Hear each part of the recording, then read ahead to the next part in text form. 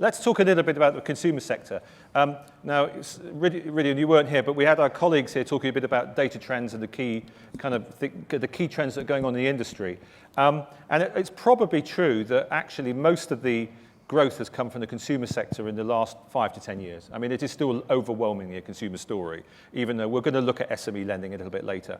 And what I thought I'd do before I kick off is just get each of you to introduce your different propositions. I think I'll probably leave Ridian off from RateSetter because I think most people know who RateSetter is. But get you guys who just introduce what you're doing so that we can give some sense of the real scale and diversity of the consumer sector.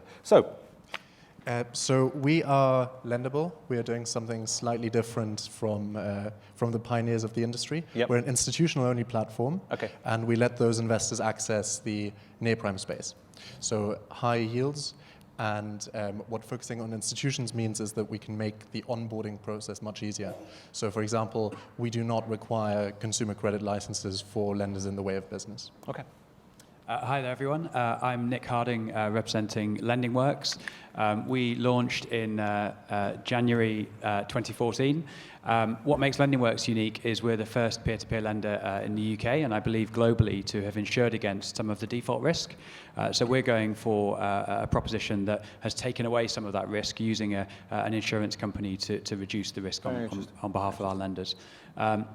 We operate in the prime consumer space, and we're growing rapidly at the moment, so enjoying some of the growth that some of the other platforms have been seeing. Hi there. Is that on? Yep, you're on. Oh, great. My name's Paul Aitken. I'm the founder of Borrow. We're kind of a bit left field compared to most of the other people on the panel. That's why I came dressed a little bit differently. Anyway, we provide loans that are secured by luxury assets. We take possession of the assets. We have very strong recoveries of principal. If there's someone defaults, the recoveries are about 130%. So it's very attractive for people who want to deploy capital to help us fund loans. We have a single funder today. And the reason for that is quite simply that our core product today is a short-term product. Average loan length's about 5.5 months. And anyone who wants to deploy capital in a marketplace mode really wants to have certainty that capital is going to be deployed over the long term. So, with our short-term products, not really suitable for some of these sort of things we're talking about today. We will have new products coming out in the next few months, which will be more suitable for a marketplace funding model. Just in terms of the business scale, again, a bit different. We're a high margin, relatively low volume business.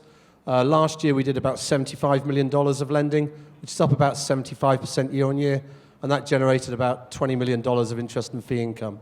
So it is a high margin business relative to most of the other businesses that will be here today. Okay, and then Giles and Ridian, Giles, you're still largely, I think you are actually, so 3 to 5 year product? Yes. Yeah. We do one, 2, 3. We do 1, 2, 3, 4, and 5 year loans, but most of them are 3 and 5. 3 to 5, yeah. And are you seeing much take up on? I just want to, because I'm going to explore the short end of the curve as well. Are you seeing much take up on the 1 year products? Not really. No, it's not a product that we push hard. Interesting. Okay. Ridian, now you again, you have 5 year, 3 year product, 1 year product, and you have a 1 month product. Again, are you seeing much interest at the short end of the curve? Yes. Well. I think, we do, is the answer. Partly, not in the mainstream in terms of money supermarket, for example. 1 year loans are just difficult to attract customers on because not many people want 1 year loans. But we've got some funny arrangements like GiftGaff, for example, where we're doing 130, 140, 150 loans a day now through GiftGaff, and that's short term because it's just like small handset loans. So, it provides, decent liquidity for the market. But I think a 1 year unsecured personal loan is not a particularly attractive product. Although, oddly enough, investors are quite interested in 1 year. Well, are they? A question. Are they? Well, I think the majority of peer-to-peer lenders, the hobbyists and then the institutions, so the big money, because I think that, there's a lot of hobbyist money, are interested in the long dated because they just want the highest yield. If you're going to get involved here, you might as well go for the highest yield. Yeah. But money typically money works by, savers want access, borrowers want their money for a long time. Guys, I suppose I've put the two most experienced players on the outside, your wingers, and, well, actually, Borrow, you've been around for a while, actually. But and then you've all got slightly different niche models. Are you finding, you obviously is short duration, largely, but are you guys finding there's any interest in the shorter end of the curve as well? So from a lender perspective, one of the most popular searches when we look at LendingWorks on Google is LendingWorks 1 year. So there is certainly a demand from a lender perspective for a shorter product. The issue is finding a good 1 year loans to match that demand. And so that's why we actually shortened our offering to provide only 3 and 5 year products. Yeah, and coming from the other end, we see demand for longer term. Oh, really? Okay. Absolutely. And if you look at the way in which we acquire business, we have a thread direct to consumer. We also work a lot of partnership with private banks, wealth managers, financial advisors, and they're screaming out for a similar product to our short term, but over longer term and lower cost. And would that be 1 year, 2 year? Yeah, it'd be 1 to 3 year, I would think. Right, interesting. And likely, because we don't want to cannibalize our current business, which is 6-month loans, it'll probably be 18 months to 3 years. Again, so we do also serve the whole range from 1 to 5 years, and our average loan is 2.5 years. 2.5 years. So we do see a little bit on the 1 and 2 year. Okay, so the sweet spot sounds like it's about 2.5 years, sort of 5 year, 3 year, somewhere like that spot. The sweet spot also sounds, again, Paul, you're probably well, actually, I'm not sure you are the exception, but quite prime in the sense of risk. And the reason I was saying your guys, although it might be perceived perhaps as being a bit risky, actually they're probably quite low risk people. Is there really any growth left in the prime market? I mean, haven't you all run out of the prime market? You are just going to have to start lending to riskier people, aren't you? Well, I'm not sure that. There's a whole huge array of customers that just don't go and through Money Supermarket. Let's say, I keep using Money Supermarket because they are, a fantastic source of loans for this industry. And I would say, there's a huge prime market that just don't do that. And so, if we can advertise to them, then I think there's a lot of growth left. You think there's I mean, again, Giles, you must have loads of experience. I mean, do you think the prime market is still so much bigger? I think there's a lot of growth left in the prime market, and I think platforms can, with some experience, take a little bit more risk sensibly and in a measured capacity. And I think you're seeing that already. So I think you're seeing quite a lot of peer-to-peer lending that is non-prime. So what do you mean by non-prime in that respect? Would we talk about, I don't know, fairly creditworthy people, maybe just doing straightforward consolidations, but who might have one thing that doesn't quite fit in a bank checkbox exercise? Do you want to get in? Who's that sweet spot? Well, I think there's a question mark around whether we can see something in people that allows us to consider it a prime risk when a bank wouldn't. So yes, there is that. But I think you're also seeing increasingly indirect channels for borrower acquisition. Okay. And borrowers who use indirect channels typically are not prime. And they may be consolidating their debts or they may not, but they're typically not prime in any measurement, whether bank or ours. Yeah, but they're not, and use American, they're not subprime.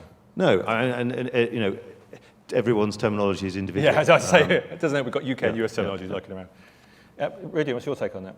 Yeah, I think it's a really interesting question. Is like what's prime, what's sort of super prime, near prime, subprime? Because there's another school of thought really that it's just a kind of binary thing. I mean, somebody's either creditworthy or not. They they can either afford the loan and they fully intend to pay back the loan, in which case that's a 1, or if they've shown a propensity not to pay back a loan or can't afford a loan, that's a 0.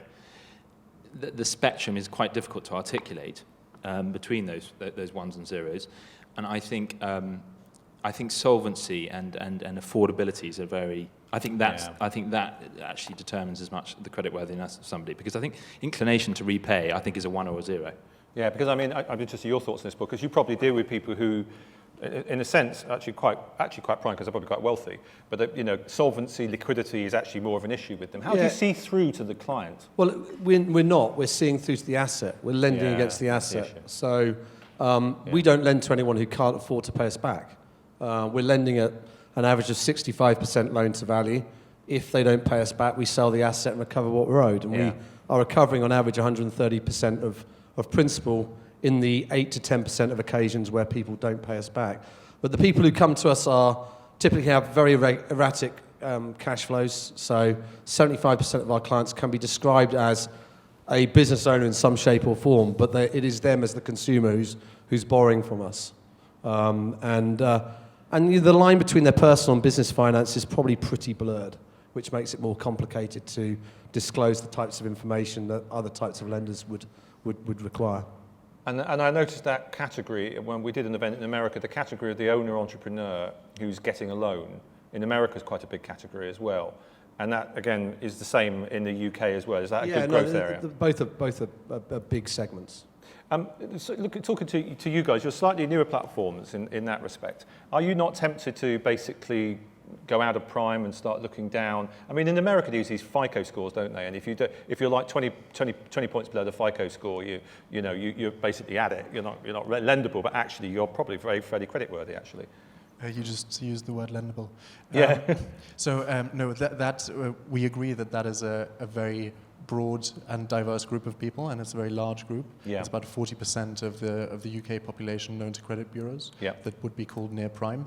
And so as an example, we see more debt consolidation there than you would in other areas. But what that also means is that you need to take a very robust approach to underwriting, to credit underwriting, to pricing, which was reflected in the ZOPA pricing throughout the crisis. Yeah. And finally, affordability and collections are more important points for us than for the But how can you, I mean, with all due respect, I mean, Giles and Ridian have been at this game for quite a few years, and Giles talked a bit earlier about, how you've refined your credit risk model, and you've gone through various nasty incidences. You guys don't have that data. How can you analyse that? So, starting off in the market, you can access data on all the lending that has been done in the market, and we use that as a baseline. But we do realize that as a new platform, we do first of all need to bring on very experienced talent to take a longer term view of that lending, and secondly, build big margins of safety in terms of pricing and affordability. Nick? Yeah, and so first and foremost, I saw Mags somewhere in the audience earlier from Equifax. You can buy that data. So we analysed 2 million personal loans in the UK, some written in 2009, some written in 2011 and 12, to look at two different recessionary cycles. And whilst that, granted, may not be as good as having 20 years of track record, none of us have 20 years of track record. And so, therefore, we bought that data and believe that our model built upon that data is very robust. But it all comes back to what you put in. So we spoke before about prime and near prime and the different spaces that we operate. We believe there's a huge amount of opportunity in all of the spaces, and it's all about distribution. So if you put good cases in, you're going to get good results out. That raises the question of origination, doesn't it? Absolutely. Yeah. So for us, everything is focused around how we originate good loans in lots of different. Well, we went to the market with a relatively cheap go-to-market strategy, and that's something that didn't require us to spend £10 million on TV advertising like Money Supermarket and the rest of those sites do. And so we used other people's marketing budgets to drive traffic to us, so price comparison sites and other online distribution. But as gracefully as we can, we're moving away from that model. We're looking for partnerships across the board. We're looking to work with big brands who want to offer a service to their customers. And we believe that dominating distribution is the key to what we're all doing here. Oh, sorry, one more point. It was interesting, in the States, we saw Renaud Lepage say that... Lending Club. Lending Club, sorry, yeah. That the biggest peer-to-peer lender in the States probably hasn't yet been incepted. Yes. So he believes that there's plenty more to come. We're not dominating the marketplace yet. Paul, I've noticed it's just your view on origination, actually. Where's the, are you having to go for intermediaries? Is that the best real way to do it? Or is it about question of marketing and advertising and just slapping a big old £2-3 million advertising budget down and say, go for it, we're going to build a brand? No, it's a good question, because we've tried everything. Okay. And I think that we're certainly able to grow faster with more B2C, above the line type marketing spend. But our time to break even is, a few months. Yeah. Talking 2.5, 3 months through the partner channels versus 10 to 12 months through the direct consumer channels. So it's always a bit of a balancing act. But at the moment, about 75% of our origination comes through partner channels, because we're making real traction with private banks, wealth managers. We're even getting family offices and hedge funds that Really? previously would have written loans against big loans. We're talking $1 million, $2 million type loans against fine art collections, even bigger than that, bringing business to us on the basis that they want us to basically originate in future and they can fund on our platform. So this is one of the reasons why we're kind of, we'll go through a bit of a change in the next 12 months in terms of how we think about our different products and how those different products are funded. And some of our products will look a bit more like the way in which other people on this panel are funding that. Giles, I mean, you know a few things about building a brand. Are you going to have to spend an awful lot more money now to get your brand recognition out there? I think we'll have to spend money. Yeah. I think, but that's about trying to do that in measured steps as well, because it's easy to waste a huge amount of money very quickly. But I think ultimately, for these businesses to scale, one of the things we'll have to do is invest more money in our brand. And one last other quick question to both of you. As you spend that money on advertising the brand and as you build your scale, where do you want the money to come from, retail or institutional? I'd like it to come from a very diverse source, some of all. Some or all, okay. Ridian, on both those questions, are you going to have to spend an awful lot of money? Is your marketing budget going to be a few million this year? 5, 10, 15, 20, 30? I wouldn't put a number on it, but I definitely think we'll have to spend money, and I think we'll have to spend money in a committed way. I think the worst result would be to spend, a few million quid here and there, lose the will, lose the heart, and think, well, that's a bit expensive, and then give up, because I think you have to keep going. And then eventually, if things head in the right direction in terms of, track record, then I think the brand will build. And in answer to your final question, I would unequivocally say retail, but I would say that the role of institution is to bridge the gap between a, soaring borrower demand and a lagging retail supply. So the institutions have that role, and it's a very important role. Last very quick question to you guys here in the middle. Get your crystal balls out. You're relatively new guys, last 2 or 3 years to the sector. What do you think the most interesting product's going to be in the next 5 to 10 years? I think there's a relatively large segment of people that, by traditional credit underwriting standards, you don't know very much about. Yeah. And I think it's very interesting to build both origination channels and ways to underwrite these people by augmenting with additional data. Okay. So one example, for example, is graduate lending. Yeah, so I was going to ask that. So people that look at education and employment history to identify what are effectively prime borrowers who just don't have much history yet. Well, let's be honest, SoFi's built a decent business in the States on that model. Nick, what do you reckon? What crystal ball out? What's a good big area to look out for? Yeah, so I suppose it comes back to distribution, and I think that partnerships like you're seeing with Lending Club and Google are a good example of where the world could go. I think the traditional financial services have covered a lot of the areas of the traditional world. So when you're buying a car, you're offered finance from Deutsche Bank at BMW or RBS at JCB or whoever it is. There's lots of worlds that people are spending money now where traditional financial services aren't operating yet. And so that's where we think the growth is. Paul? I actually left my crystal ball in our vaults. So you think it's in your existing market? Look, I think there's little doubt that borrow. What we're expert at doing is pricing assets, luxury assets, and recovering in the event someone doesn't pay back. Yeah. And I think that is the core capability we have. Yeah. And we have, and because of that, we've got a track record. We're able to access capital to fund loans. So I think that central theme will be core to our business going forward. But there's little doubt there will need to be a broader range of product. Longer term loans, I think today we're largely lending to consumer. I think we'll need to look at trade finance into the sectors that we lend to, so jewelers, maybe funding pawnbroker loan books, maybe funding gallery acquisition of art and things like that. There's a whole range of things that we can do in the future. We've just raised some money. We've got access to debt. We're formulating our roadmap. I know what's on the next 6 to 12 months. What goes beyond that will move around quite a lot. But there's a huge opportunity for us in the space in which we operate. The numbers on the face of it aren't as big as the huge landscape these guys are operating on, but we can create and we are creating a very sizable and valuable business. Well, let's be honest, it's not like London has not got many wealthy people. Okay, guys, thank you very much. Put your hands together for these guys. Can I make one more point? Sorry, Nick. I ask anyone out there who has is a supporter of peer-to-peer lending to go onto their blogs, or if you're a journalist, to write about the lending ISA, so the third category of ISA that some of the people mentioned earlier. HMRC are going to be making a decision in the next month or so about what they do in terms of the ISA, and so please write about the lending ISA and the third category of ISA. I think there's a general agreement on that one. Put your hands together. Thank you very much. These guys are now going to go next door and pick up those discussions. If you can leave your microphones there, thank you very much.